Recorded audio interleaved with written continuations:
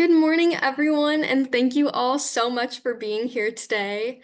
I'm going to go ahead and get started as people continue to trickle in because we have a lot of really amazing presentations to get through this morning, and I want to make sure that we have time to hear from everyone. My name is Katie Das. My pronouns are she, her, and I am the Des Moines Regional Coordinator with the Sustainable Iowa Land Trust.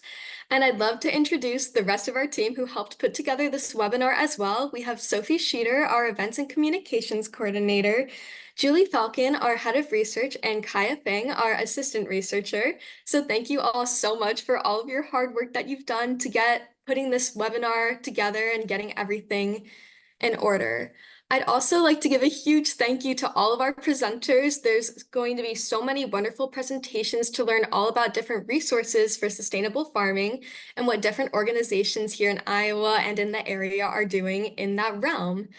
So a few housekeeping notes before I kick things off. There is a Q&A function, and so each speaker is going to get about 10 minutes for their presentation and for their Q&A. So make sure that you're asking questions as the presentations go on, and then after they finish their presentations, we'll take some time and go through to see if we can answer some of those questions for you. And without further ado, I am going to kick things off and tell you a little bit more about the Sustainable Iowa Land Trust. So if you have not heard of SILT, we are a 501c3 nonpartisan nonprofit, and our mission is to permanently protect Iowa's agriculture for sustainable food farming, as well as increase access to land for new and beginning farmers. So a little bit more on what a land trust is. Land trusts are the only kind of 501c3 nonprofit organizations that can make forever promises on land it does not own. This promise is called a conservation easement. And what that is a legal document that is permanently tied to the deed of a property. And this document says no matter who owns it, whether it's SILT, maybe a different landowner, maybe that landowner's next of kin or a friend of that landowner, or maybe a new and beginning farmer, no matter who owns it, that land always has to be farmed sustainably and it always has to stay in sustainable agriculture. A little bit more on how SILT protects land. We do that through several different ways, one of them being conservation easements, and another one being reserve life estates, which is where a landowner can will their land to SILT so that when they pass, SILT becomes the owner of that land. SILT can also acquire farms through donations. So if people want to donate their farm to SILT during their lifetime, that's another option that they have as well. Since its founding in 2015, SILT has protected 16 farms across the state of Iowa, totaling 1,200 acres, and we are just getting started. A little bit more about our why. In Iowa, 275 acres of farmland are lost per day. And despite being more than 85% farmland, Iowa imports 90% of our food. So our vision is to strengthen those local food systems by permanently protecting areas for food growing, especially in areas that are most at risk for development. Maybe you're familiar with our Circle Our Cities campaign, but this campaign aims to permanently protect land that is at most risk of development. So areas that are farmland closest to new and expanding cities in Iowa. That way, as cities continue to grow and expand, we always have those little areas designated for sustainable food farming to help promote local food systems as well as the soil health of that area. So a little bit more on SILT easements. With a SILT easement, it devalues the property usually about 40% after the land assessment. And we know that monetary value isn't the only value that exists in this world, but it's definitely an important one. But one of the main reasons why people get SILT conservation easements is because it provides some peace of mind. Many of these landowners have spent their whole lives being stewards of this land, and maybe for some even, it's multiple generations of their family members who've been caring for this land and trying to farm in a way that promotes the soil health. And so this is one way to forever maintain the legacy of that farm. Even in the face of zoning changes and development, that landowner knows that that land will always be reserved to do the thing that they've spent their lifetimes doing. But there's also some monetary ways for landowners to recoup some of the loss that occurs from the devaluation with the conservation easement. Placing an easement on your land through SILT qualifies you for a 16-year, 100% deduction of your adjusted gross income at the federal level, or up to a 20-year, $100,000 Iowa state tax credit. Another really important program to note is SILT was recently approved as an eligible entity for the ACP ALE program. What this means is that when land is devalued, the owner becomes eligible to get 50% of that devaluation back. So say the land was originally $200,000 and the easement brings the value to $100,000.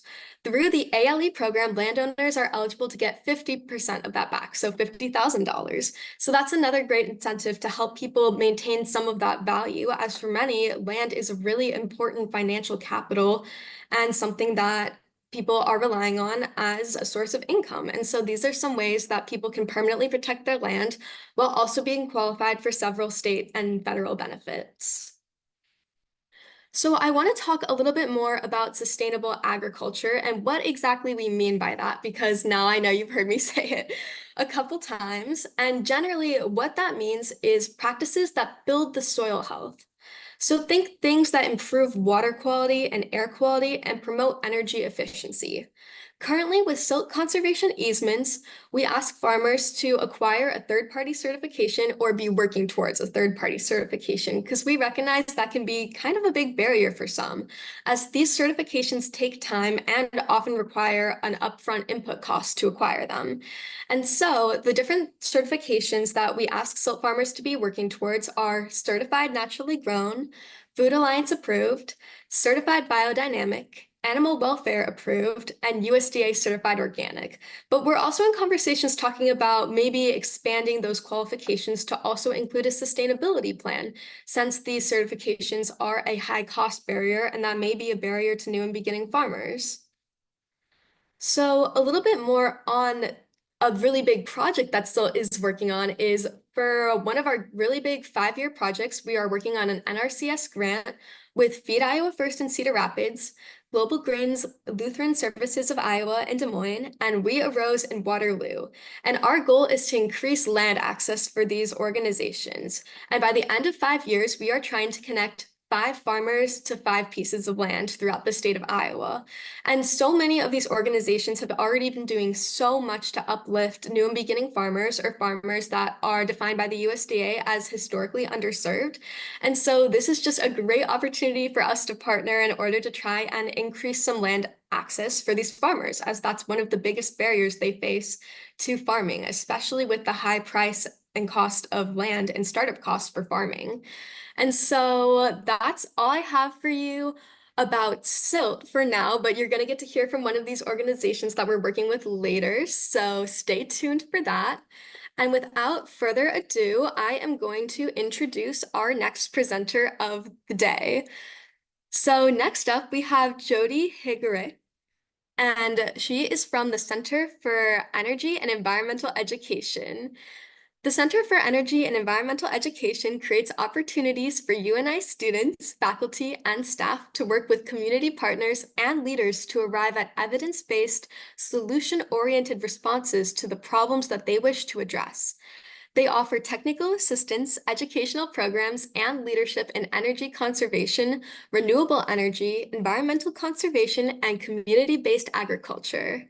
This center also serves Iowa cities, counties, school districts, teachers, farmers, businesses, elected officials, state agencies, community leaders, citizen organizations, and individuals.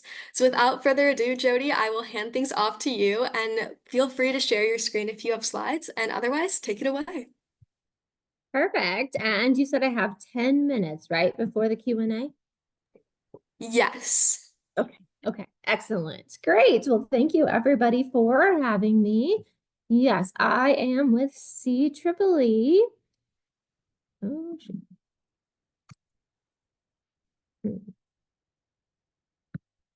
hold on, sorry. Oh, there we go. Okay. All right. So a little bit about myself is I am a registered dietitian. And I am a value chain coordinator in the Cedar Valley area. So I work with Blackhawk County, but also surrounding counties too. And I have participated in the local food leader training from Iowa State University, as well as their community food systems training.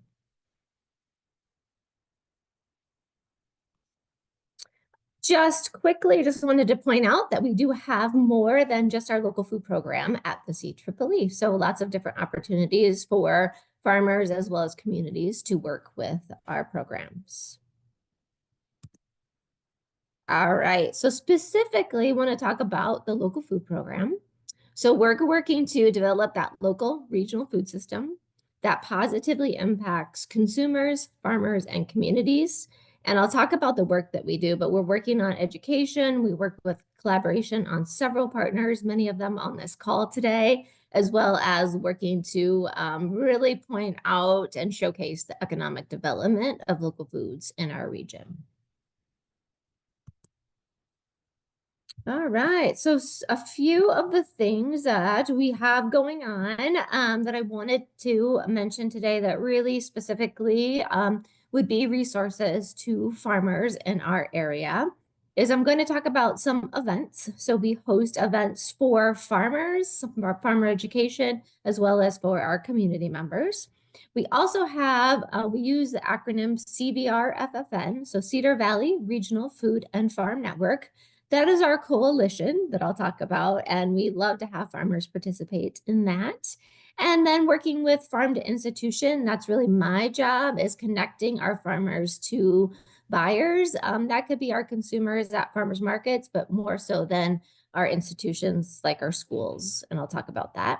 And then outreach and education. So I'll talk about our Grow, Eat, Play campaign and what we do with that, as well as our veggie voucher program. That is something that's very beneficial to both farmers and consumers in our area. And I will point out that, again, I mentioned we do a lot of partnership. So you're going to hear a few similar things that Andrea and I will both talk about today. Our regions, sometimes we have some of the same farmers in our area. Our regions really are right next to each other. So there's a lot of overlap in our work. But some of the things that we do for consumers is because we all want, people buying more local foods, eating more local foods, and supporting our local farmers, is that first picture that you see is our Farm to Fork dinner that we would host every February. We host ours in February because we want it to be information for our consumers, but we also want our farmers to be able to attend this event. So we highlight all the farmers that participate, that attend, can come eat dinner with us.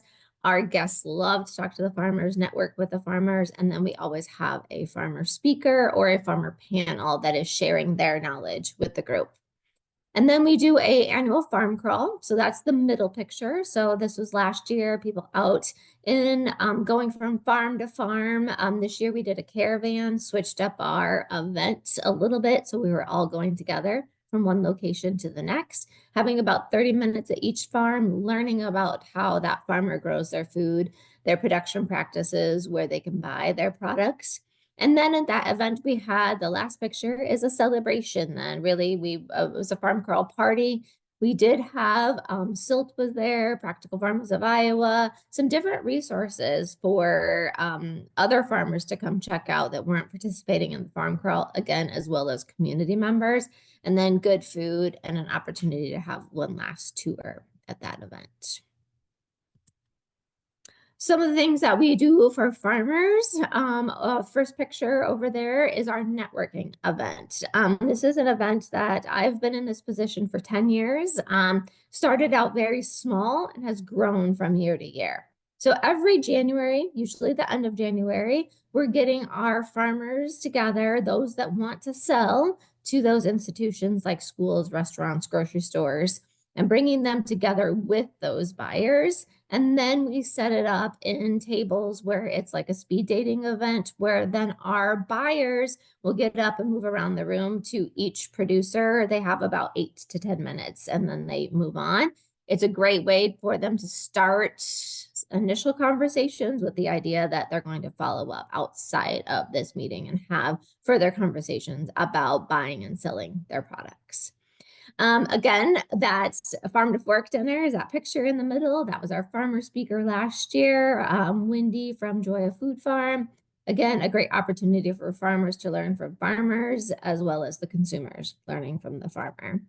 And then we host our own regional farmers market workshop, is what that last picture is, usually February time. It's an opportunity for us to help support the farmers markets in our area. So new vendors and vendors that have been doing it for a long time can come together, network, as well as learn about things that they might need to do for the upcoming season, talk about marketing, talk about their vendor display. All right.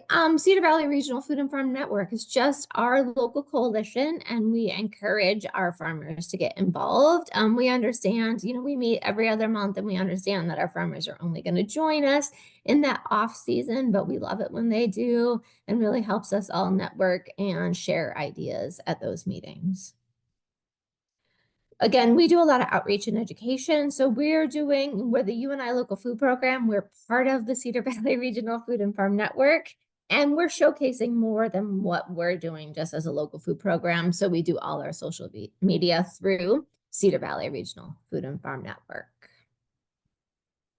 I mentioned that farm to institution. I've mentioned, we're working with schools, we're working with restaurants, some long-term care facilities. It just really kind of depends on the year and, who is employed at those locations. Some grocery stores, caterers we find really have an opportunity to have a flexible menu and purchasing more local foods.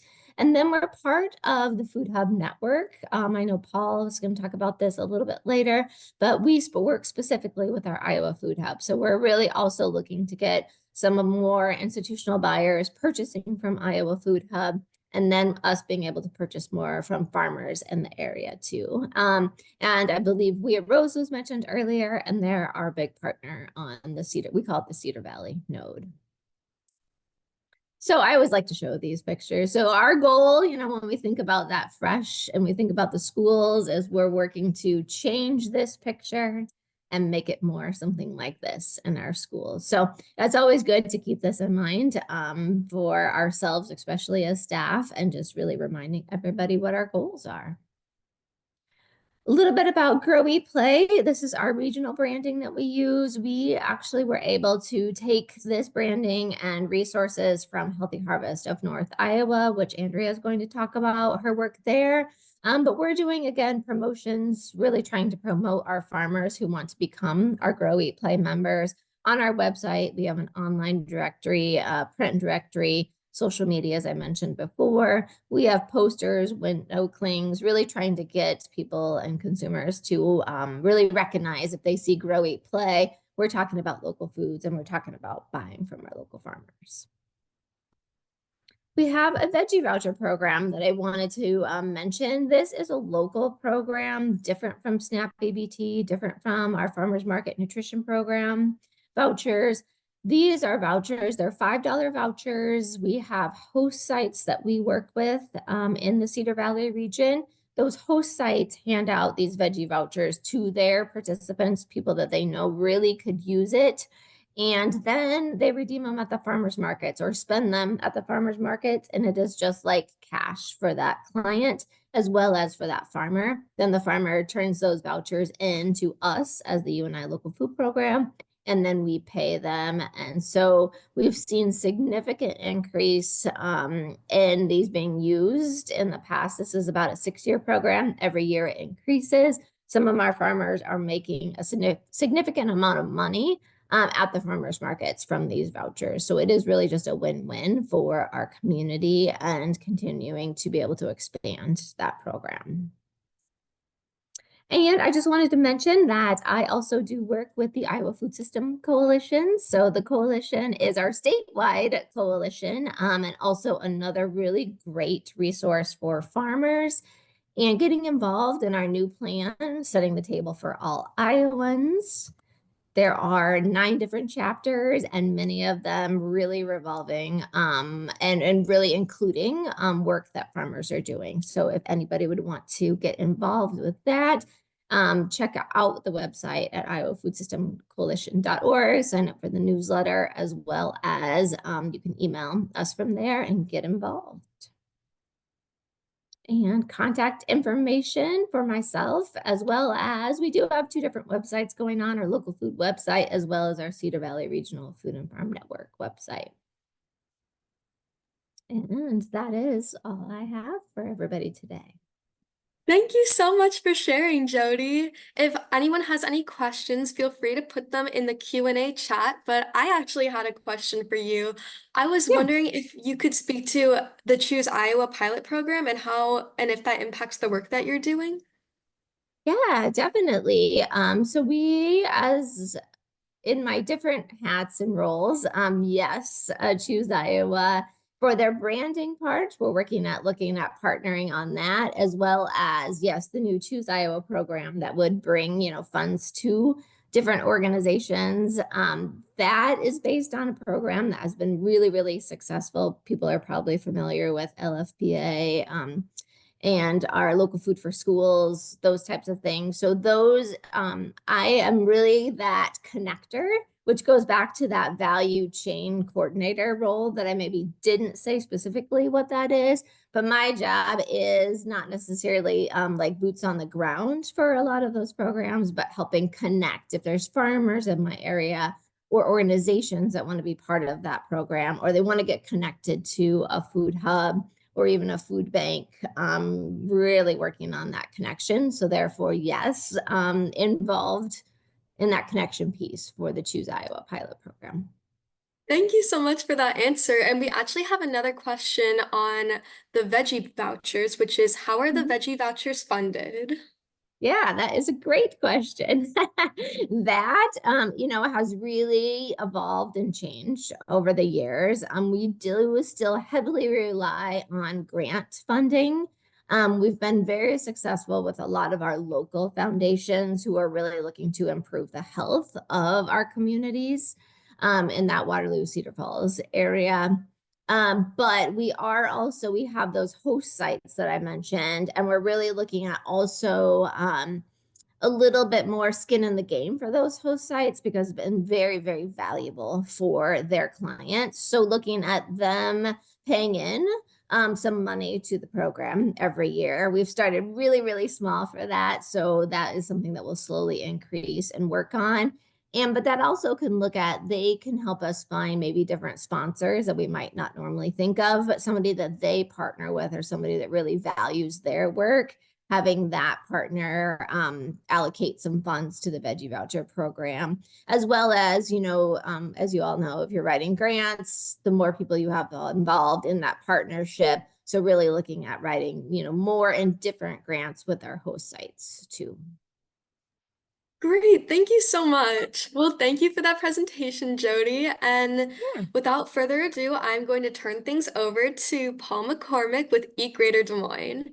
Eat Greater Des Moines' mission is to create innovative, forward-thinking solutions that prove what's possible in the food system by working towards a system that meets immediate community needs and builds a healthier community for the future.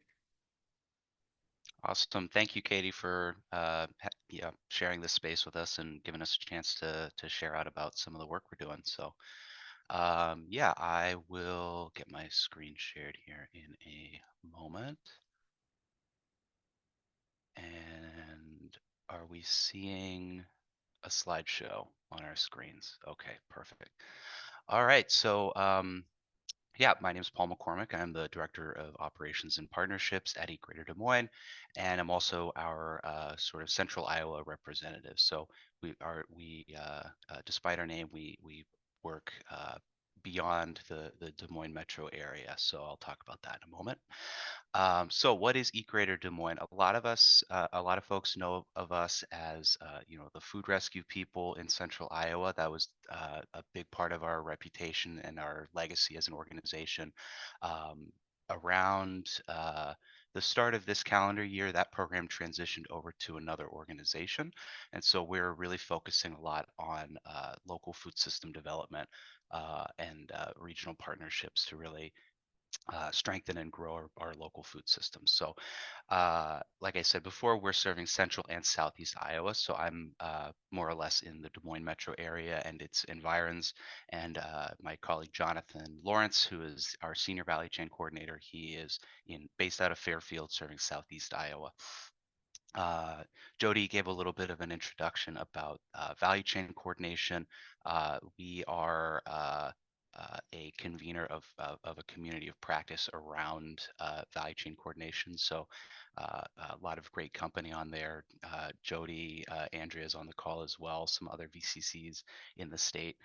Um, we have a warehouse in central Iowa. I'll talk a little bit about, and are involved in a lot of events and advocacy work as well. So, um, yeah, so like Jody introduced, there are plenty of value chain coordinators around the state of Iowa, many of whom have been doing this work for a decade or longer.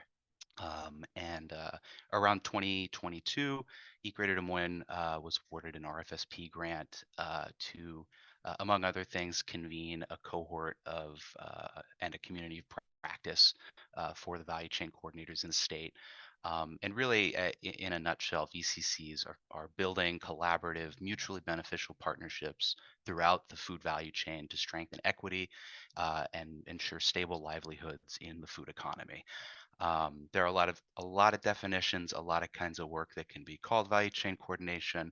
Um, and the activities and services that each one is engaged in and offers are going to vary a lot by regional needs as well as the expertise of the individual VCC. So we encourage, if you're not connected with a value chain coordinator, a local food coordinator, there's also a lot of different potential names for the type of work. But so if you're not already connected, we encourage definitely getting connected with your nearest VCC, and if you aren't sure who that is, we are always happy to help find who that might be. So um, we also have a wonderful warehouse space in Des Moines, really central to the state, that uh, among many things, is home to continued food rescue programming with Supply Hive, and has grown to be really a pivotal a node within the Food Hub network of the state. So we are connected in some way or another to pretty much every food hub in the state. Um, Many of whom on the screen here are directly coming and going from our space, either to cross dock or deliver for last mile deliveries, um, or yeah, exchange with each other. So um, uh, yeah, there's a lot more that goes into it than that, but that's sort of it in a nutshell. So we are, if you are selling to any of these food hubs and maybe they've mentioned the Des Moines warehouse, chances are it's our space that things are passing through. So yeah, and in that space, like I was saying, we have some cross docking that goes on in as well as Des Moines Metro aggregation for food hubs. So um, others have mentioned the LFPA program. Several of those food hubs are uh, selling through that program as well as LFS, Local Food for Schools. Um, we are partnered with a few food hubs to do some of the sort of sorting, packing to get things ready for distribution for LFPA as well. So the network of community fridges in the Des Moines Metro that Eat Greater Des Moines started and is now continued to be managed by the Supply Hive, we are able to supply those with LFPA foods through a partnership with the Iowa Food Cooperative. So yeah, we're always looking for ways to what is the best value of this space? What can we how can we leverage this resource really to support producers and the food system as a whole. There's also some CSA packing that goes on in there with LSI Global Greens, but I believe they're going to be on the call as well, so I'll give them some time, the floor to talk a little bit more about how that works. But we are also engaged in a lot of local food promotions. So one of my favorite components of this, and services that we offer is we have a blender bike that has been with eCreator Des Moines for a few years now and has really been a pet project of mine. Just getting it working well, thinking of kind of standards and programs for it to, it's a really great opportunity. It's a tool for highlighting either a specific product or a recipe and engage consumers in actually making their food. We are always open to suggestions about other kinds of interactive food experiences as well, and just thinking of um, yeah, good ways to spend our time promoting our local producers and products. So in this photo here, we were invited by the Farmers Union to join them at their day at the state fair. So if you were there on, I think it was the first Sunday of the fair, you may have seen Tommy Hexter and I vigorously, as fast as we could, blending. I've never blended smoothies faster than that in my life, but um, really unique products as well.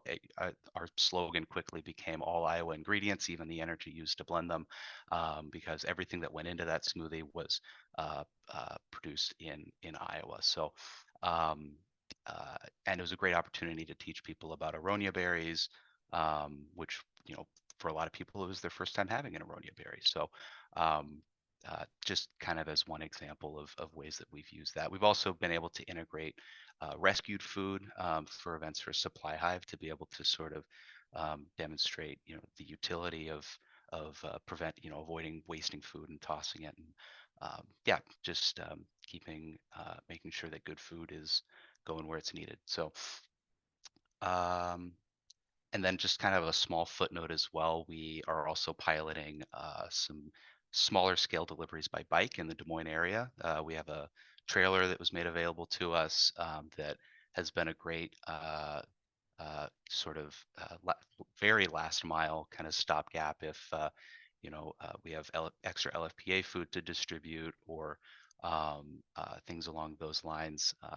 Great tools, something that has been a lot of fun to play around with and look into ways to develop. So if you're in the Des Moines Metro, urban farmers, or just distributing in that area and have some ideas or any interest in collaborating on that, I am open to suggestions as well. So, um, and just finally, moving forward into the years ahead, um, we are always trying to keep our ear to the ground as to what folks are most interested in, what services or resources are in greatest demand for producers, for landowners, for I think there's 40 something people on the call. I don't know exactly what types of people are represented beyond that, but we're always just yeah, open to feedback, open to suggestions on how to serve the community best. And I think that is all I got. Thank you so much, Paul. And on your question, actually, about what types of people are on the call, I'm just going to go ahead and read this question that we have from the participants. It says, I'm a new urban farmer here in Des Moines, and I was wondering if you have a good contact for the LFPA program to learn more and possibly become a producer for that program. Yeah, that's a really great question. So, um, and I remember now I had something I wanted to say about your the Choose Iowa pilot. The question you had asked Jody if we have time as well. But um, first of all, thank you for growing food in Des Moines. That's just want to get that out of the way. Thank you very much for doing that, Lindsay. A few things about LFPA. It is it- the current functioning iteration of it was funded for 3 years. We're in that third year now, technically running through I don't want to get this wrong. I believe through April of 2025. And so the budgets for this phase were decided around May of this calendar year. And just due to the nature of crop planning, a lot of decisions have been made around how to spend that already at the level of the individual hubs.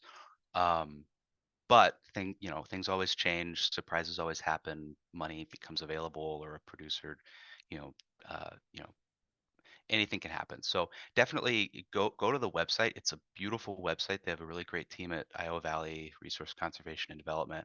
Um, that organization is sort of managing LFPA for the state, for idols essentially. And um, uh, yeah, get in touch with them, check out that website, and reach out to any of the food hubs that are listed on there.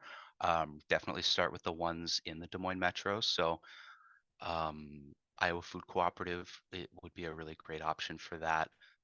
So their LFPA is delivered to our warehouse, packed and packed for distribution. We have volunteers who through the Supply Hive app that we continue to partner with them, that folks will pick that up, take it to the community fridges from there. So yeah, hopefully that gives you a few places to start, but feel free to send me an email as well. If Katie, I don't know if you'll be sending the presentations out, but I have my email address in the in that section. So Yeah, I certainly can. Well, thank you so much, Paul, for all of that incredible information. And to make sure we're staying on schedule, I'm very excited to introduce our next speaker. Originally from north central Minnesota, Brady Folkstad grew up in a small community with an economy largely supported by surrounding agriculture. Through school years, he helped on his grandparents' small cattle operation, a local strawberry farm, and spent a few summers assisting an apiarist with the production of local honey. With 15 years of experience in commercial finance and a growing passion for quality food and health of the environment, Brady and his wife Kayla founded Ruby Creek Vineyard in southwest Minnesota's Driftless region. While maintaining his primary career at the local bank, Brady and his family are building a sustainable family farm, sensitive to the environment and putting the finance and business background to work. Hey, Katie, thank you very much. Thank you for everybody participating with us today. I'm just gonna share my screen here quick, I hope.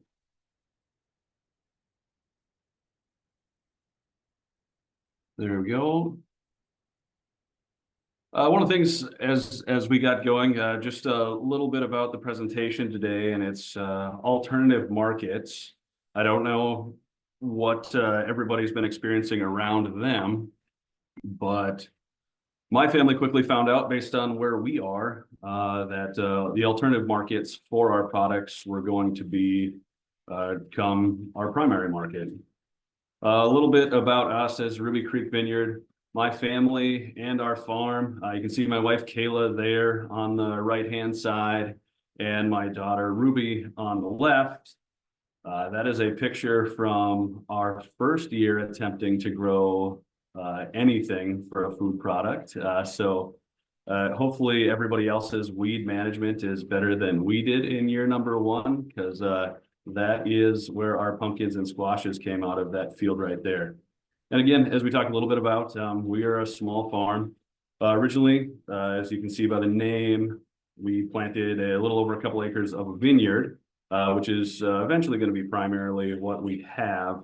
But through being out there and being a part of the land, we also did carve out 6 acres of additional cropland for growing food. We got very passionate about food and the health of our food and the health of the land that grows our food, and so we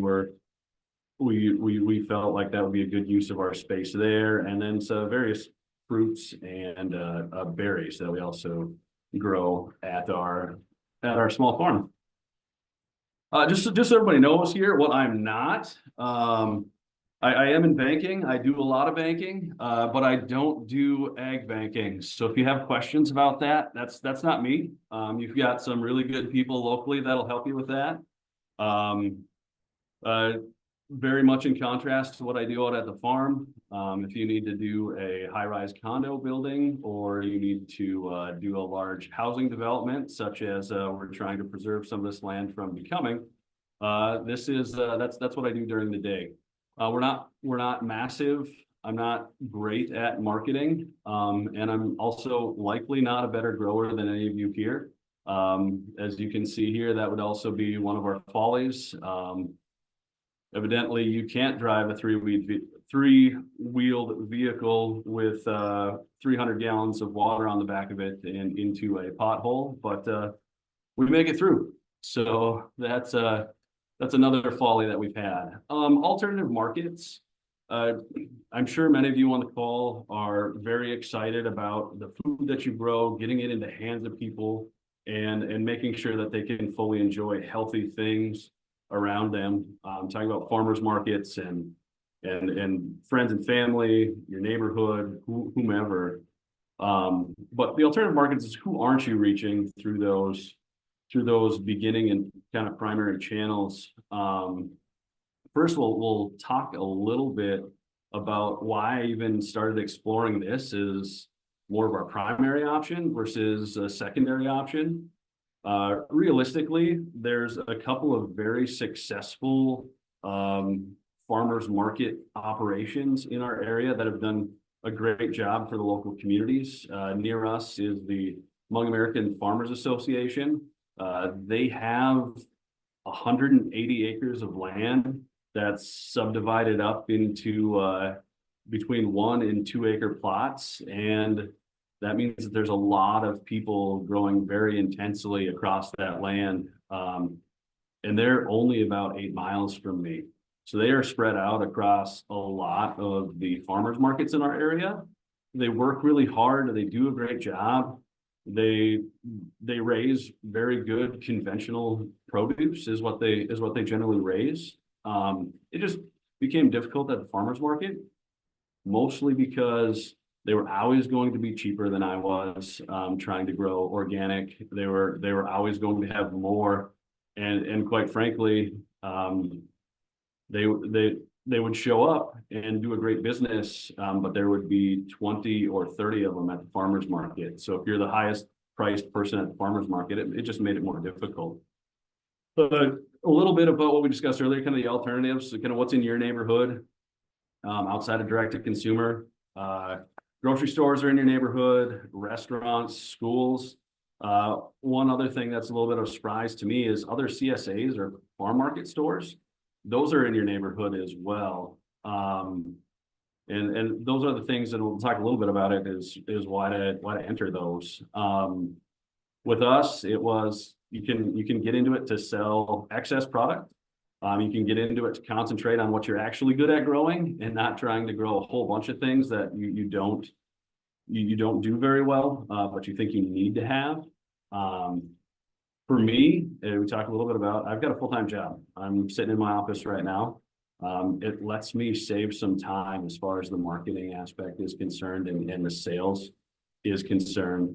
It's much easier for me to fulfill several large orders a week than it is to spend realistically all Saturday or Sunday out at a farmer's market, and it's been reasonably lucrative for us.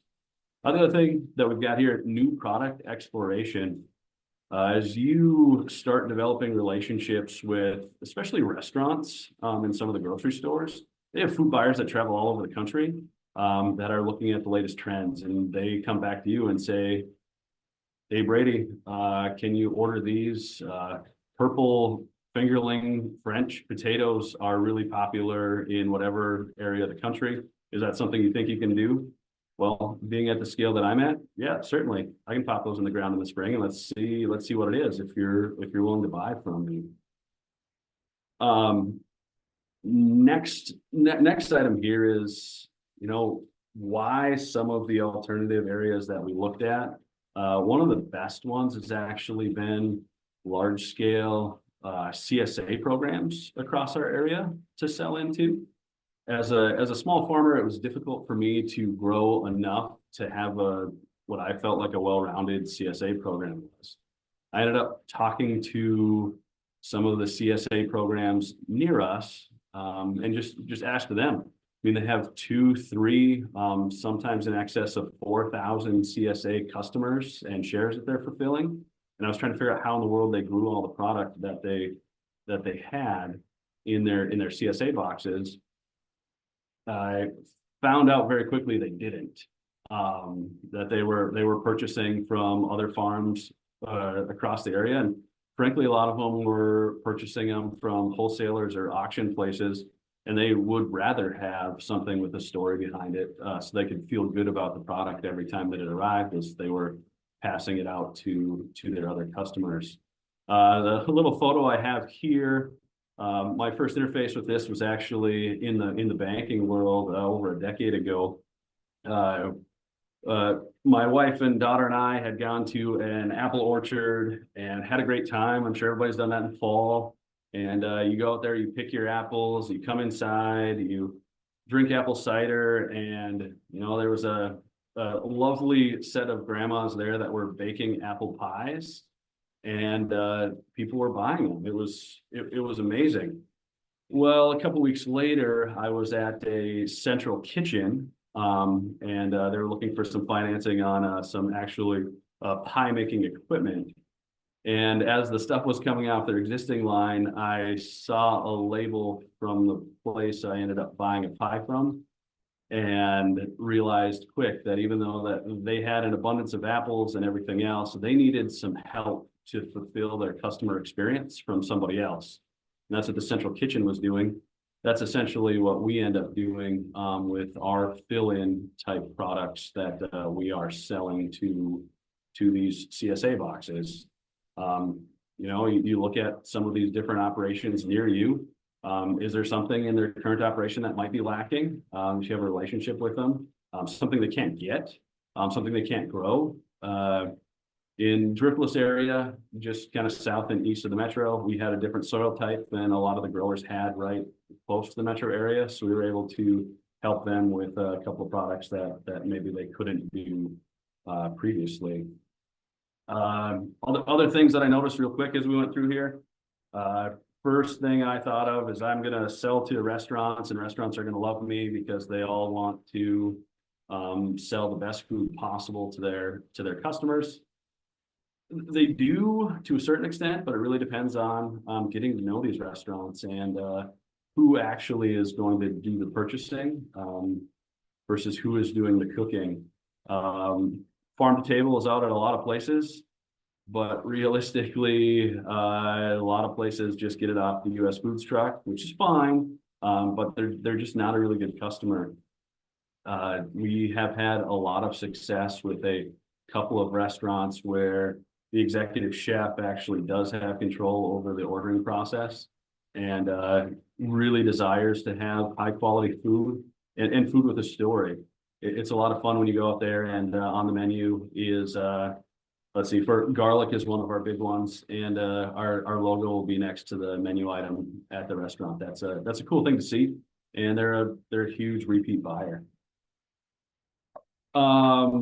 Breaking in to the alternative markets for us, I mean, realistically, as a banker, sales is what I generally do.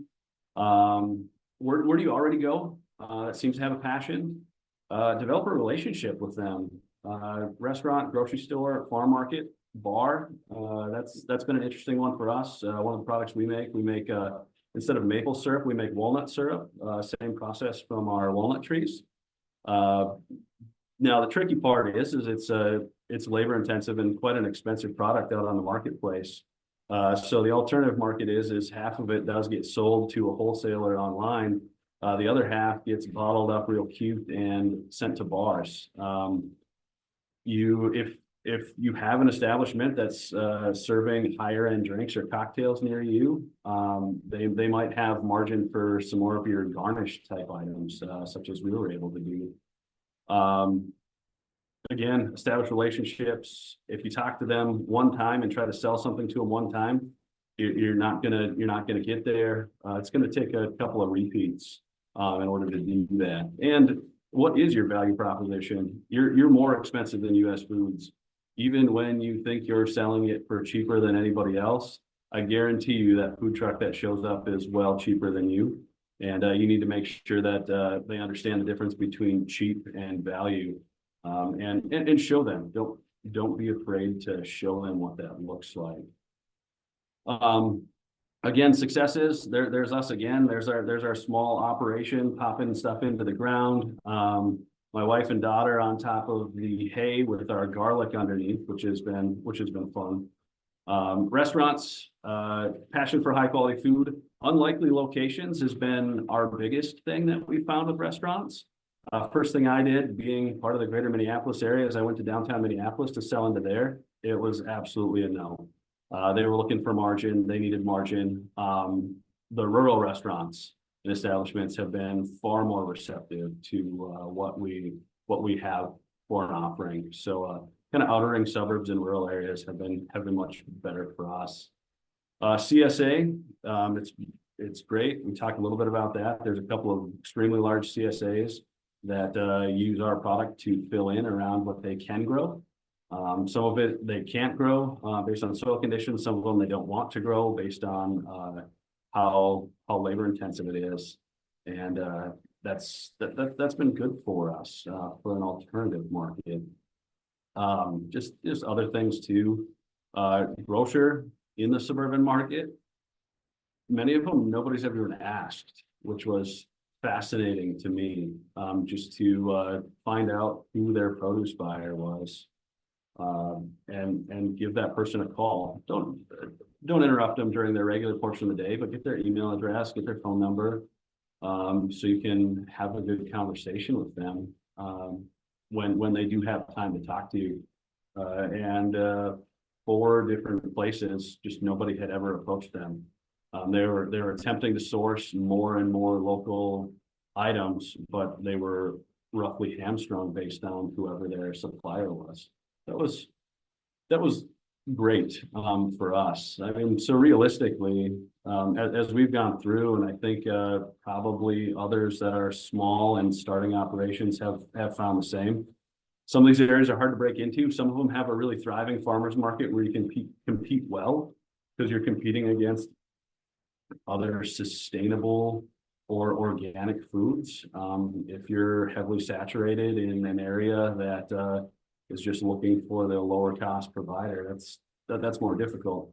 And realistically, this can be a good add-on for some folks too. If you've got a good direct-to-consumer farmers market option, sourcing a couple of these areas that you can sell either kind of your passion product to, or sell your excess products to, just kind of rounds things out. Presently, our goal is to make the land sustainable, not just from its fertility and its vitality, but also make the operation sustainable from a financial aspect. And this is been a great thing for us to get going and get off the ground, to defer a lot of the costs. So land isn't cheap. Buying a farm at the age of almost 40 is a little more difficult, and this has been a path to be successful for us. Thank you so much for sharing, Brady. This was great information about the different markets. It doesn't look like there's any specifically questions for you, but we're going to save some time at the end for any additional questions. So if anyone thinks of anything for Brady for later, feel free to drop it in the chat in the Q&A. But now I am super excited to introduce Andrea with Healthy Harvest of Northern Iowa. Healthy Harvest of Northern Iowa works to connect and educate in support of the local food system. They are a network of local food leaders across North Iowa, including farm and food business owners, consumers, elected officials, community leaders, public health, educators, economic development, and more. So Andrea, if you'd like to take it away, the floor is yours.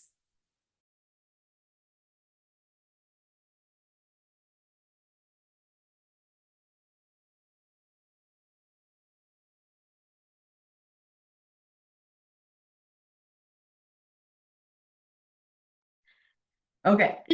Okay, got it. Got it? Okay. So is the slideshow showing here? Yes. Okay, excellent. So thank you for having me today. I'm going to give you a little rundown of Healthy Harvest of North Iowa. And like Katie said, our mission is to connect and educate in support of the local food system. And we do that in a variety of ways that I will be sharing with you today. So first of all, who am I? I guess I am the executive director for Healthy Harvest of North Iowa.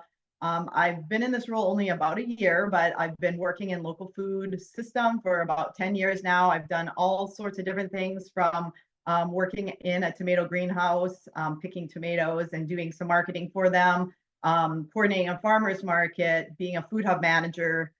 So a lot of different things, taste testing in schools and at farmers markets and all sorts of things like that. I know you've heard a little bit about value chain coordinators today. I'm also part of the value chain coordinator group in Iowa, working with Paul and Jody and others in the state. So that's a big part of my role. Also, I'm a passionate locavore. I love to shop at farmers markets. I love to cook and eat everything local, and then also grow some stuff myself. So we have a really great team at Healthy Harvest. We right now, there's 5 of us working. Most of us are part-time, doing different sections of the food system work. So you can see we just participated in the Great Apple Crunch a couple weeks ago. And so our team, the whole team is very enthusiastic about sourcing from local producers and getting to know those farmers out around in our area. So this is our region. We are working in a 9-county region in north central Iowa. We do a little bit of work outside of the region, and like Jody mentioned, kind of partnerships with other parts of the state, specifically because we run kind of right parallel or close to Jody's region. We work with them a lot, and then a lot of statewide projects as well. So, but I want to kind of focus this presentation on what we do for the producers. We do work in 2 kind of priority areas, which is producer support and local food awareness. But today I'm going to really talk to you about what we do on the producer side and kind of touch a little bit on the local food awareness, because obviously the more people that know where and how to find local food, the more sales and opportunities there are for farmers. So that is connected, but specifically in terms of supporting producers directly, I wanted to kind of focus on that today. So all of these, I guess, points here, we're going to talk about a little bit more in depth. So in terms of producer support, one of our big projects right now is a shared use kitchen database and equipment rental. So we have partnered with Iowa Valley RC&D on their Kitchen Connect project, and you can see the website here. The Iowa Kitchen Connect provides a resource or a database of kitchens in Iowa that are rentable for uses such as maybe producing a value-added product or hosting a cooking class. And we're working on expanding that kitchen directory in our region to be able to have more opportunities for producers to have a place if they wanted to use for doing shared or value-added item and or teaching classes. And with our educational component of our work, we are really also working on connecting the kitchens with folks that want to host classes, and that we can get more people, connected with local food. So we've put together 8 cooking class sets, and that you can kind of see in this picture to the side. It includes a lot of different items. So it has 8 of all the items that you would need to teach a class, and these are going to be available. Well, they're ready now, but so if you're interested in hosting a class, you can contact us. We are working on a system for renting them out, like a rental inventory system. So that's kind of work in progress. But if you are interested in renting or borrowing any of those items, they are available. So we think that's going to be a really great resource for producers to be able to share about products that they grow or produce, and educate people on how to use those products that you have from the farm. We also have acquired a variety of, like, I guess I'd call small processing equipment, because sometimes producers want to see if this might be an item that that they would want to purchase, or they might want to just try it out for a while, or it might be an item that they only use once, twice, 3 times a year, and they don't really want to invest in, like, a $2,000, $3,000, $4,000 item. So we've acquired some of those larger items so that we can lend and rent them out to producers to use for those reasons. So again, this inventory or database is forthcoming as soon as we kind of create an easier system to be able to rent those out. But so that's kind of our newest project, and it's pretty exciting to be almost at the point of being able to really launch it.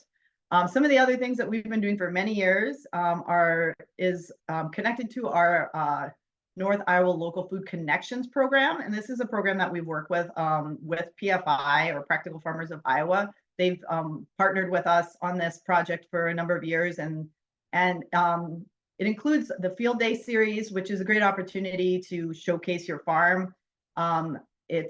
We've done field days with farms and like on farms, and then also with food businesses such as breweries and wineries and places like that that are using and sourcing local ingredients. It is a great opportunity for farmers to learn from each other, but it's also a really great opportunity for you to get consumers out to your farm and get them to know a little more about how you're, producing or growing your products. And then a lot of times that it like really results in a good relationship with the consumer and some repeat sales. So we usually do 3 or 4 of these a year, and then it rotates around our region and with different types of products. So also part of the Connections program, we do different workshops. We've done a lot of workshops around marketing, including social media and like product photography and things like that. We've done some business support workshops related to farm finances and Share Use Kitchen and grant writing. And we also do networking events for farmers to meet with each other and kind of learn from each other. So we usually try to do a few of those each year. And this year we've had one in Cerro Gordo County, kind of focused really specifically on the Shared Use Kitchen project and all the equipment that we've been acquiring. And then also Kossuth County and Mitchell County. So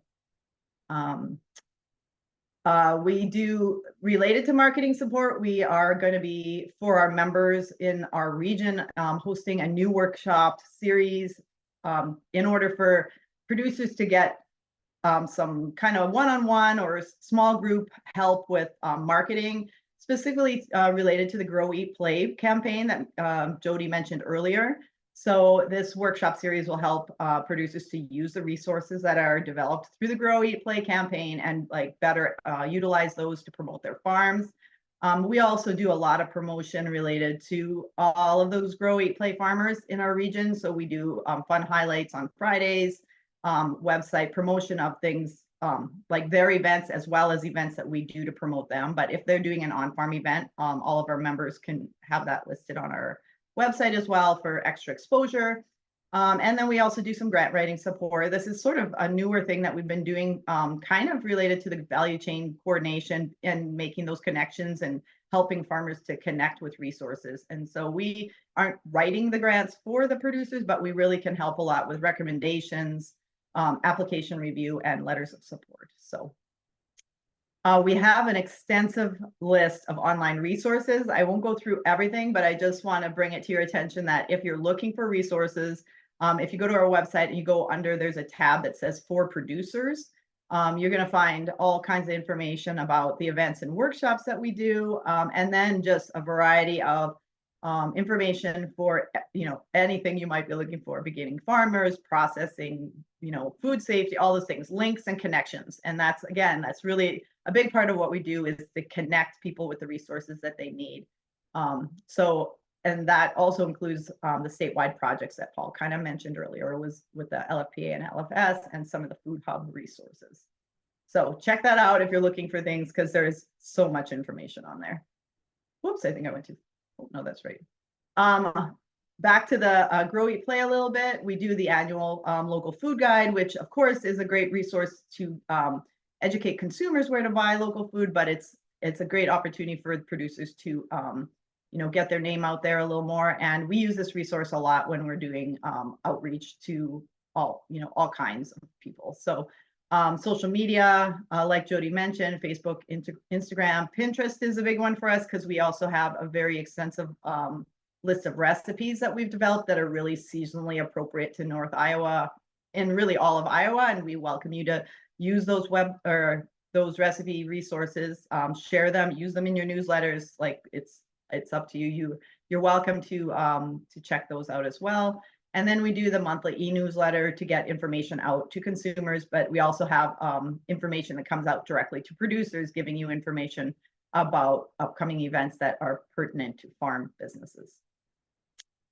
So just a little touch on the awareness campaign. So the more the consumer facing angle that we work in, we really try and promote the purchase and consumption of local foods. And we do that at farmers markets, restaurants, and retail locations. We do a lot of promotion and advertising and those types of things. We do taste testing at schools, and like get to know your food, get to know your farmer type of things, farm to fork dinners, and demonstrations at farmers markets on how to prepare items that are coming straight from the farmers markets, and cooking classes. A lot of partnerships with cooking classes and other people like dietitians and partners in the community that are wanting people to learn how to eat more nutritious and prepare more nutritious fresh foods. So we do a lot of partnerships with like the Central Gardens up here in North Iowa, Roots Nutrition, and La Luz Cultural Center down in Hampton.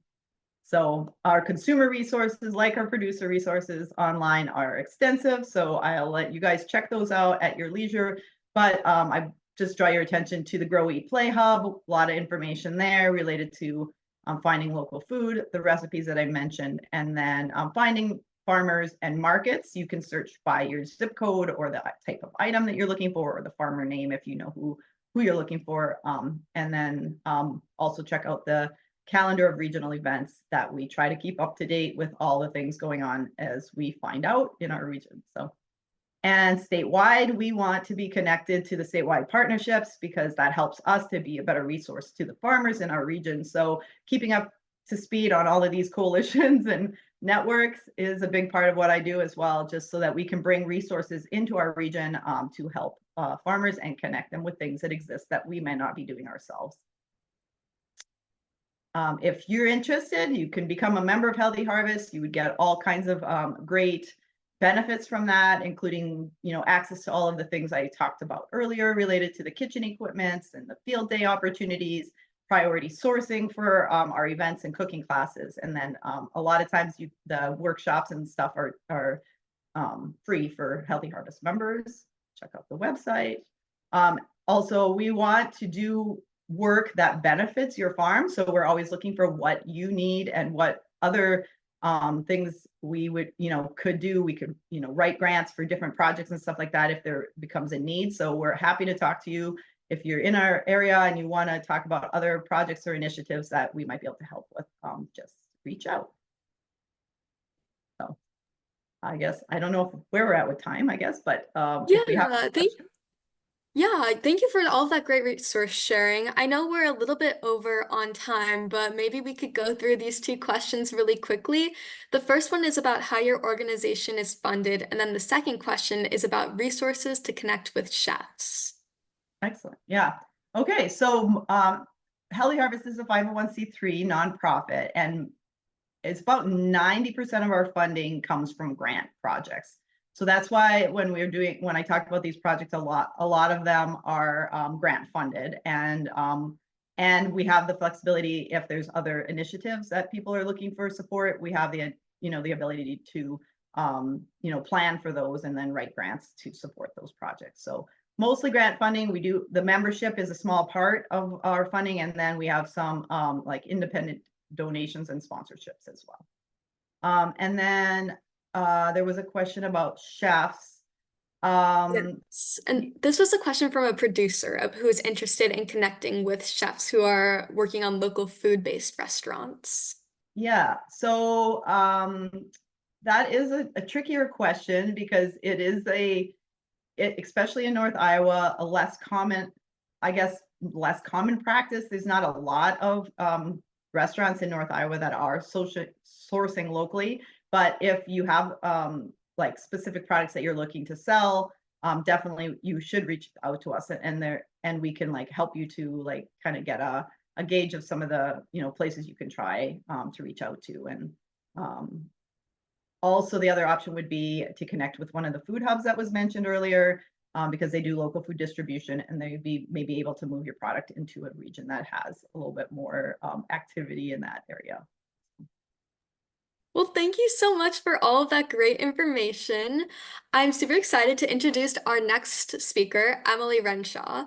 She is an urban agriculture expert and food systems consultant based in Iowa, dedicated to building resilient, sustainable, and equitable food systems. She partners with communities and organizations to develop practical solutions that strengthen local food systems, support new farmers, and promote environmental stewardship. As chair of the Lynn County Food System Council and as a leader with Lynn County Extension, Emily drives initiatives focused on farmer training, local food economies, and increased access to nutritious, fresh food. Okay, great. Well, thank you. Let me get this going here. All right, can everyone see that? Perfect. One thing I'd like to do today is look at especially the Eastern Iowa corridor and things that are available to new and beginning farmers. So a lot of the work that I've done over the last 4 years is really looking at farmers, not only connecting them to land, but also connecting them to resources to fill the gap between you may be able to grow it, but how do you move it? So the first thing I want to look at is the Iowa City area. Iowa Valley RC&D has been mentioned several times already. They are a phenomenal organization who are really doing a lot of the heavy lifting as far as grant writing and programming, especially for new and emerging farmers. One exciting thing that they have going on this year that is very centric to Iowa City is they are starting a fellowship program. So to apply for the fellowship program, the application is open right now. You do need to be within commuting distance of Iowa City, but it is a 40-hour-a-week paid apprenticeship for new farmers to just get on the Grow Johnson County, work with industry experts, and learn to do it from individuals who have had a lot of trial and error over the years. They have a great Clean Start program. I'm going to talk about that in a second. Someone had asked about business coaching. Their Fresh Connect business coaching is available to new farmers across the state. And then they also have a farm that you can just go out and volunteer at. In the Cedar Rapids area, this is my area. There are two main land access programs. These are typically for new and emerging farmers to start to get them onto land. Feed Iowa First has a field access and business support. So Feed works with typically 2 farmers a year, so a max of 6 to 7 farmers over a 3-year period, not only to understand how do you bring crops in from across the world and grow them in a very different climates and very different soils, but also like how do you market that? How do you set up your business? How do you do invoicing and LLC?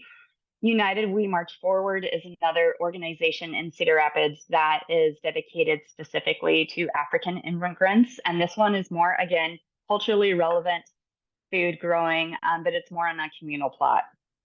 So it's introducing foods into an area where typically these foods just can't be found in our local grocery stores and supermarkets.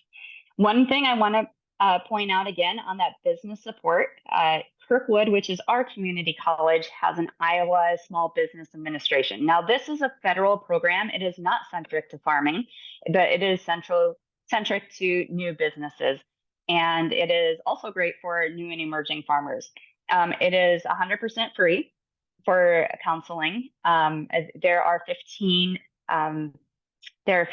units across the state, and so all major urban areas have one. If you go to the link, you can find yours. But they work with LLC formation, insurance questions, invoicing questions, kind of the nitty-gritty of a new business owner. And a lot of times when I work with new and emerging farmers, that's kind of a struggle place, right? We always joke that like your farm, there's very few people who are a farmer and a business owner, but we have to be both in that. Food safety is one of the largest gaps I see. And so we have farmers that I've worked with that grow beautiful vegetables, but they don't have the means to get them into restaurants and institutions and food hubs. And one of the biggest barriers we see is they don't have their food safety certification. So I have a couple of opportunities on here On the left side of the screen under the gorgeous mustard is produce safety training. This is called PSA training. And this is to understand FSMA. That's the Food Modernization Act. It is a one-day training. It is a lifetime training. So it's a one and done, and it's $20 a person. I highly recommend every farmer pick this up. It's the baseline of what you need to be able to sell your produce into businesses. And there's two great programs across the state to help farmers do this. Again, Iowa Valley RC&D, they have the Clean Start program. So this is for new farmers. You need to be in business for a year. You know, your farm does not have to be big. You can be on an eighth of an acre plot. As long as you are selling or a grower, you can apply for it. Iowa Valley RC&Ds is really to help farmers get in a place to be GAP or Good Agricultural Practice certified, right? PFI has a very similar program. It opens in November. That one you have to have that training, that the link on the left, that PSA training. I've been through both of these applications and reporting. They are very, very simple. They are made to not have a lot of barriers. Both of them are kind of like a Google document, and the reporting is pretty much like save your receipts.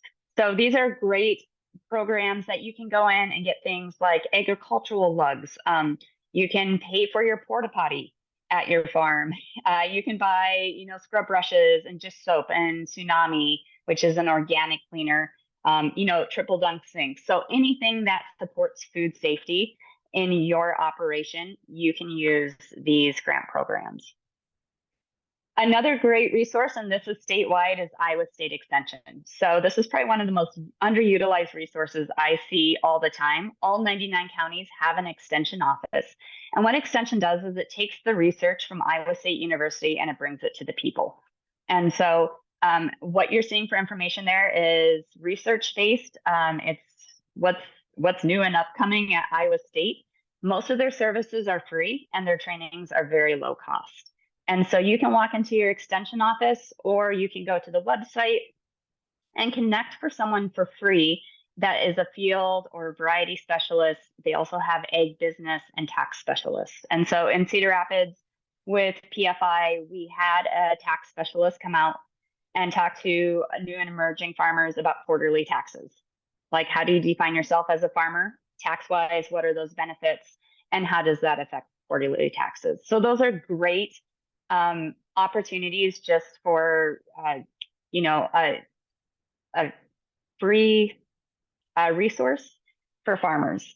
Extension can also host trainings like, I have an I in there, it's FSMA or PSA food training, what we were talking about on the previous slide. If you're non-organic, pesticide licensing can be done through there. And they also offer a great online beekeeping course. So down there, I have their main site. So that's going to give you all those specialists. They actually have a horticultural specialist on staff. Dan is fantastic. He does all types of vegetables. So if you're having issues with fungus or different types of diseases or pests, they have someone that you can connect to at no cost to help you through those issues. The last thing I want to talk about is food councils and coalitions. Now, these are all over the state. A lot of them have a tendency to be in more urban areas that they die. And these are typically, these are our volunteer councils that bring industry experts together. I'll showcase our two, Linn County Food Systems Council and Johnson County Food Policy Council. Both of them, someone was asking about events. How do you connect to restaurants? Both of these councils and coalitions are, you know, 3 or 4 times a year, they'll host events to connect farmers with procurers, so restaurants. Sometimes they have speakers come in. I do want to highlight Linn County on Friday, February 7th. It's a save the date right now. But we'll be doing our second food symposium. So that's bringing in speakers, really just table workshops. So getting grocery stores and institutions and farmers all in the same room and being able to make those connections. And one thing that we're really looking at doing at Food Systems Council for this particular symposium is having a day of trainings. So whether that is PSA training or safe serve training for restaurants, that individuals can come, you can, hear speakers, or you can come and actually walk away with a certification. The last thing I want to point out for farmers is Johnson County Food Policy Council has a fantastic SNAP farmer application walkthrough. So if you've ever applied for SNAP, it is very convoluted for farmers. I think I've taken a dozen farmers through it now. And I always say, remember, this application is made for Casey's, not for a farm stand. And they have just a really great guide for being able to, if you're a farmer wanting to take SNAP, and more farmers should be, if they want to, like, participating in the SNAP program, it's a great additional revenue, and also opens up food access to more communities. So they have a great guide on there. And that's all I have, minus this very cool picture of, a watermelon that's diseased. Are there any questions? It looks like there aren't any new questions that are coming up. There's some general ones, so maybe we'll save that for the last few minutes since I know we're a little short on time. If all of the participants have an extra few minutes to stick around too, that would be amazing, because I know SILT has some exciting opportunities for a farm for rent and a party that we are having in Des Moines on November 20th, featuring some local producers. And so definitely, if you can stick around for an extra 5 minutes, that would be greatly appreciated. But I want to give Zach the full 10 minutes too to present about Global Greens LSI. So thank you so much, Emily, for all of that incredible information. A little bit about Global Greens is Lutheran Services of Iowa. Global Greens reconnects former refugee farmers with land as they build their new life in the U.S. Through Global Greens, farmers access spaces to grow food, learn more about U.S. agriculture, and start their own businesses by selling produce at the Global Greens International Market and in their CSA. Hey, thanks. I'm gonna see if I can get this to work. Can you guys see that? Can you see my presentation? Yeah, we can see it. It's not All in right. presenter format, if that matters. What's that? Oh, just kidding. It is now. Yeah, and I'll do 5 minutes, real quick, because a lot of the resources that are available through us are available to all people. So I'll just tell you what we do, and how we're supporting people who came here as refugees in central Iowa. And I'll also mention that it's been great. I think we're one of the first programs to start doing direct access to land and farmer education, and I can see how it's important for farmers in Iowa who are not currently growing vegetables to actually start growing food. And I appreciate the partnership with a lot of these other organizations, because I think we're just at the beginning of this, and all of our collective momentum and the work that people are doing in the trenches is really amazing, and it's really hard work. So thank you, everybody on here, and everybody who has interest in these things. So we started out of a desire for community members to grow food, and coming as refugees, people knew how to grow food in their countries in traditional ways. And then they said, there's this land, how do we do this? This is Fairman. He actually had to get out of a car one time and go and touch the corn and be like, oh, this is like corn, and we grow this in our country. We're learning, oh, well, most of it's genetically modified and most of it's used for fuel and animal feed. But the point remains that Iowa has a great wealth of land and resources available. And scan that code there if you want to see our 10-year video. It's 5-year. That'll give a much better farmer-led overview of what Global Greens is. I won't go through why we do it, but again, you guys know all the reasons that we're all trying to grow more food. We're especially seeing lots of benefits in physical and mental health that are really not talked about as much when we're talking about getting back to the land, but it's very important. We do a lot of things at Global Greens. We host community gardens around town. And there's 232 families that we place in gardens around Des Moines. So if you're in a place, especially an urban place, and you want to start a garden, we can get you hooked up with all the educational materials, all of the plans. I can get you budgets. I can let you know how much staff time and what equipment you're going to need. And that's something what we've done in a couple other places around the state and the region too. Yeah, we have a lot of partners around Des Moines, churches and businesses. And again, I think just seeing there's a lot that has to do with relationships and not being afraid to just go ahead and try it. Again, our first garden was just like people wanted to do it. And we're like, that lot over there is empty. Who owns it? Figure that out. And then do some door knocking. We get rejected a lot, but just keep going for it, guys. And don't be afraid to fail. People from all over the world are very interested in this. I'm going to skip this one. There's no time for this, but we work hard with our partners to make sure we have good partners and that when we're working in these new spaces with new people, that people have cultural sensitivity. Our incubator farm, so people from the gardens wanted to grow more food, so we connect people to quarter-acre plots in Des Moines, and from there, people are they're learning along the way, learning from mentors. This is on the right side as a farmer, using a desk calendar to make a crop plan for our CSA.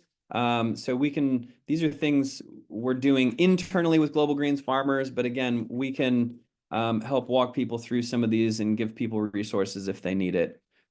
As part of this too, we've made over 150 plain language and visually based educational materials on topics from anything farm related. And I know there's a lot of info on YouTube, but sometimes you don't know how to wade through it. So we focus heavily on helping people navigate information. So if you want to follow up, we can help you do that. Sounds like there's a lot of information out there. So make sure you connect with that. Our farmers market, if you're a consumer, we do double up food bucks at ours. We double up food bucks where people have SNAP and then they get a double on their money. So then they can buy more fresh vegetables. So please get out there and lobby for more money for that. Because we all know veggies are really expensive. And we're the largest SNAP or the largest double up food bucks vendor in the state in terms of fresh vegetables. So gonna pass that. This is just to show you that during COVID, a lot of people's sales went down. Open something. Okay, sorry. I have a sick kid at home today. But you can see, like, I think we need to grow more food here locally in Iowa. These are our farmer facilitated sales that Global Greens did in the last few years. And you can see during COVID, it went up. So I think we forget easily how important this is. So just keep doing it, everybody. Land access is the #1 challenge that people have identified. Let me share real quick with you this. This is a guide that we worked on with Land for Good. So just you can Google accessing farmland together, Land for Good. There's a guide that walks you through, is group land access something that is right for me and maybe people around me? Group land access is a strategy you can use if you can't get the money yourself, or maybe you want to team up with some people. Like Emily said, there are resources available to help you form entities. We're also partnered with, and I know Silt is partnered with Drake Ag Law Center here in Des Moines, and they have some student attorneys that may be able to help you with your case if you apply. So keep that in mind. In addition to land access, I know another resource, and potentially people talked about this already, but there are grants available through regional food business centers and the Heartland Food Business Center to help grow your business. So you can go on here. The application is currently closed, but there are going to be 2 more rounds within the next year. LSI is a technical assistance provider. which will get you 5 extra points on your application. So keep that in mind. And that's a lot of information. Oh yeah, so here's some info from the group. Land access toolkit. One thing I want to share that was really important for us is partnering with Practical Farmers of Iowa at the historic Tedesco site. We have 4 farmers out there now where this is a unique arrangement where our organization is a master lease. We're the master, and then we sublease to other farmers. The barrier for doing some of the administration on the application, et cetera, was too high. So again, this is another unique land access situation. And we can walk people through what those contracts and what some of the administration looks like if you're interested in that. We had a ton of people out, hundreds of people out to their farms and gardens this year. So that's something to stay around. And we have a lot of plans for the future too. I don't have time for all this, but if you're in Des Moines and you're interested in doing some planning, we own 4 acres in town that we want to look at how we can continue this momentum for food access and urban farming. And yeah, so, and I don't want to get into, I don't have time to get into all the other problems we have, like zoning and whatnot, but we did just have a small win recently. The city council just passed the urban farming ordinances, which will allow for high tunnels, and the weed people won't be cutting, like they'll have less ability to tell people that the food they're growing and the seed heads and the prairies are nuisance. So I don't know how it's all going to roll out, but we do work in advocacy. I think that's original for us, but there's a lot of places that as we're looking not only to grow food, we also have to look at changing policies and the narrative around food growing in Iowa, because I think we don't want to be calling what we're doing alternative markets or specialty crops, right? Like, I think what we're doing is very important, and it's up to all of us to change that narrative. So, so that's it. And if you scan that QR code there, you can sign up for a newsletter. How'd I do? Oh, I took 10 minutes. No, that was perfect. Thank you so much, Zach. And I know we probably are out of time for additional questions. And as people have been asking questions in the Q&A, so many of our panelists have been responding via chat individually. So if you are someone who maybe has a question but didn't ask it yet, please feel free to reach out to me or any of the panelists. I would be happy to put you in contact with whoever you have questions for. And as far as for wrapping up, there's just some opportunities with Silt that I wanted to touch on before we wrap up this webinar, including a farm available for rent in Ottumwa that is focused on nut orchards with 5 acres of pawpaws and chestnuts and 5 acres of CRP. So if you're interested and are a beginning farmer who might be looking for an opportunity to rent to own, please reach out to Lexi at silt.org. And I just wanted to invite everybody to a party fundraiser that is happening in Des Moines on November 20th, featuring Beth Dooley, who is a James Beard award-winning food writer, as well as produce from LSI Global Greens. So you'll have the opportunity to try some of the foods that was actually grown at Global Greens. And I'll put my email in case you want to reach out if you have any further questions, but I just wanted to give one last thank you to all of our amazing presenters for all of the resource sharing you've done today, and for our team at Silt for organizing this webinar, and to you all for being here. So thank you all so much, and I hope you all have a wonderful Wednesday. I just threw our general email into the chat too. I don't know, Katie. Oh, I guess your email's there, but yeah, if depending on who wants to get a hold of people. So Yes, and I'm happy to vet people to whichever speaker they're looking to contact. oh yeah, reach out to Katie. All right, great. Thank you all so much. Thank you, Katie.